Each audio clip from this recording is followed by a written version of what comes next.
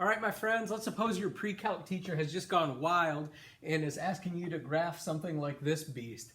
What we're going to do is just run through a quick little process for how to make a sketch of a graph of a function like this.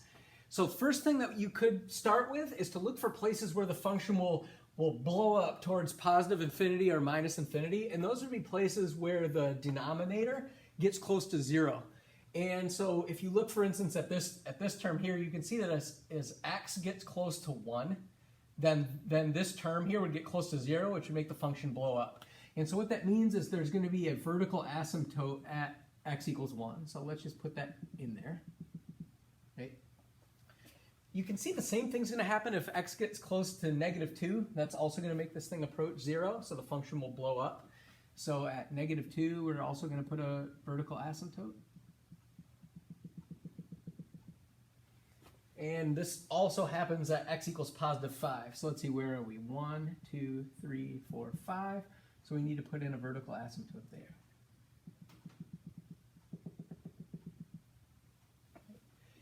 Another easy thing to look for, it would be like y-intercept. And so you could see where, for instance, when x equals 0, what's the value of the function? So let's just check that really quick. So if we just get we'll do a little side project here to get the y-intercept. So of course that means where x equals 0. And so let's just kind of put that in. And so what you're going to get here is, -2 times 4 divided by -1 times 2 times -5. And it looks like altogether that's going to be what? -8 over +10, or -8/10.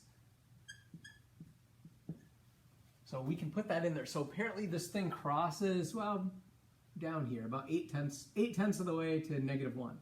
So there's your y-intercept. Another thing to look for would be places where the function obviously crosses the x-axis.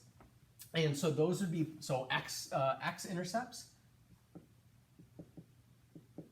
And again, that's where f of x equals 0. And so that's clearly places where the numerator is going to go to 0. Well, you can tell that that's going to go to that's going to go to 0 at +2 at x equals 2. And that's going to go to 0 at x equals -4. So it looks like it's going to cross here, and it's going to cross here. All right, so the next thing that we could look at is when you get close to these asymptotes, is it blowing up toward positive infinity or is it blowing up towards negative infinity?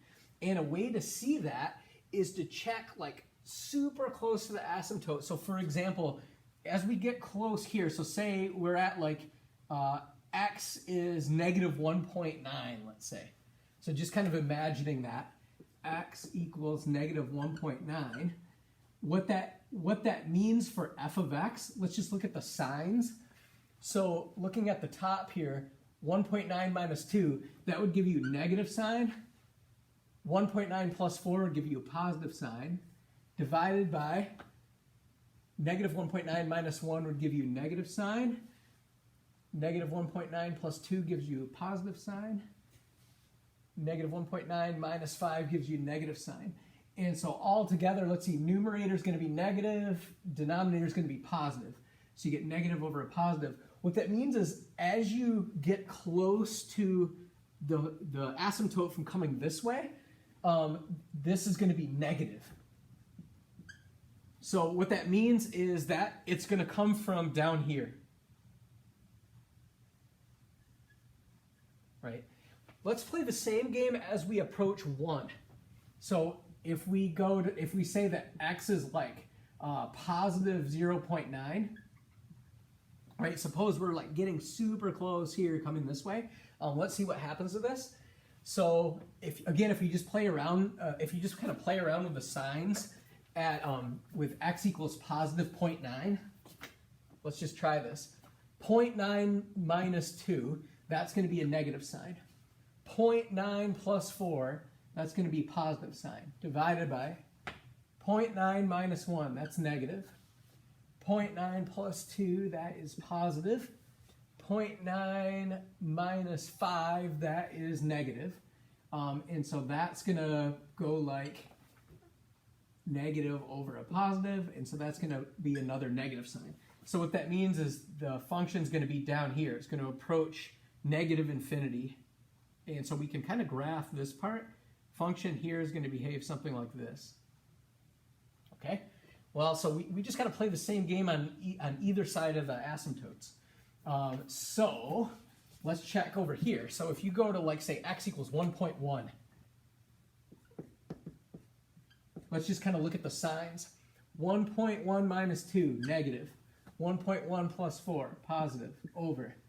1.1 minus 1, positive. 1.1 plus 2, positive. 1.1 minus 5, negative. So that's going to be a negative over a negative, which is going to give you a positive sign. And so what that means is the function, as we get close to 1, is going to be way the heck up here. So that's going to come down like this. We just got a couple more places to go. Let's check out here. Where are we going to be? We're going to be at almost 5. So let's change this around to 4.9-ish. Okay, let's just kind of see what happens. 4.9 minus 2, that is positive. 4.9 plus 4, positive, over. 4.9 minus 1, positive. 4.9 plus 2, positive. 4.9 minus 5, negative. So that's going to give you a global negative sign. So we're going to be way the heck down here, which means we can now kind of graph this part. So it's going to come like this, go through our intercept there, our x-axis intercept, and then go down like this. Let's see, we still got to do long range, well, behavior out here. So if we go to, say, 5.1, let's change this around, 5.1. Let's look at the signs. 5.1 minus 2, positive. 5.1 plus 4, positive, over. 5.1 minus 1, positive. 5.1 plus 2, positive. 5.1 minus 5, positive. So clearly that's all positive. So that means this function is going to come down from up here. Right? We got a couple more to go, or we got to do, look here. Where is this? Negative 2.1-ish, let's say. So suppose we were there, like x equals negative 2.1. Negative 2.1 minus 2, negative. Negative 2.1 plus 4, positive, over. Negative 2.1 minus 1, negative. This will be negative. This will be negative. So it looks like we get a negative over a negative, which that's going to conspire to be positive. So that means we come from up here. Okay. Now the only piece we have left is we need to figure out what happens if we let x like blow up real big this way, or if we let x get go toward negative infinity this way, right? So what we have left is that kind of long range behavior. And so the way to get that is you can think about if you were to expand this out. So this function is going to go like, if you expand this, right, you can FOIL method it out, right? Like the first term is going to be x squared, and then you're going to have minus 2x plus 4x, so that would be like plus 2x, and then minus 8. So the top term is quadratic, or the numerator, and the leading term is x squared. If you multiply out the bottom, right, you could FOIL method this thing out, and you'll get some quadratic, and then by the time you multiply by this, you get a cubic. But the point being that the very first term, all these coefficients are 1 on the x here, so the very first term would be like x cubed. So you're going to get x cubed plus a bunch of stuff. And so what that means is this function, as x gets enormous, the leading terms will dominate. And so what will happen is this thing is going to kind of go like 1 over x in the long range.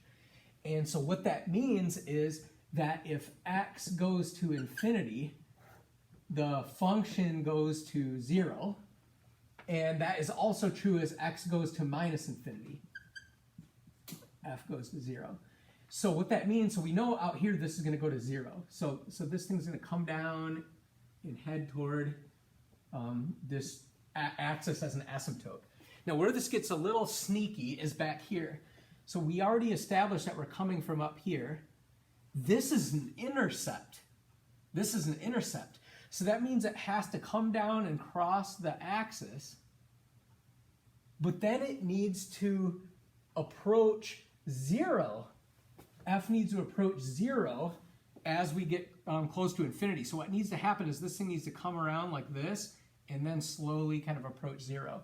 So here is our graph or our sketch of this function, and that's the little process to go through. Find your asymptotes in intercepts, and then on either side of the asymptotes you need to figure out whether it's coming from positive infinity or negative infinity, and then you need to look at the leading terms to decide how it's going to behave at x equals positive infinity and minus infinity. So you get a plot that looks something like this. All right, so I decided to double check my work by plotting this up in Desmos, and you can see that we were able to accurately represent the function. In particular, we caught this behavior in which the function, well, drops down from infinity when you're on the left side of x equals -2. It drops down, passes through this x-intercept at x equals -4, goes under the x-axis, and then as x tends towards negative infinity, it's going to approach 0. The function is going to approach 0 from below. So we did manage to reproduce this. So it looks like this process is a good way to sketch these crazy functions.